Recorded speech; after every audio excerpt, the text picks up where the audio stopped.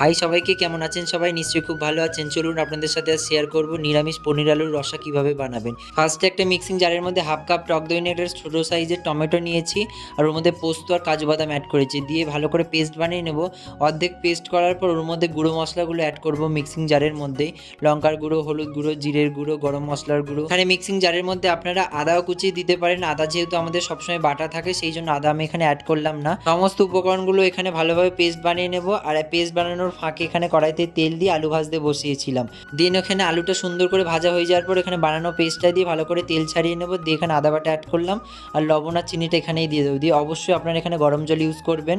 এখানে গরম জল অ্যাড করে দিলাম। আর পনিরটা আমি আগে থেকে ভেজে রাখিনি, এখানে কাঁচা পনিরই আমি ইউজ করলাম। দেন তরকারিটা ফুটে যাওয়ার পর নামিয়ে নিয়ে ফোড়ন দেবো ঘি দিয়ে, গোটা গরম মশলা তেজপাতা ফোড়নে দিয়ে তরকারিটা ঢেলে দিয়ে গরম মশলা দিয়েই নামিয়ে নিয়েই তুলি। সো চলুন আজকের ভিডিওটি এত পর্যন্ত। যদি ভিডিওটি ভালো লাগে অবশ্যই একটি লাইক করবেন এবং অবশ্যই কমেন্টে জানাবেন ভিডিওটি কেমন লাগলো।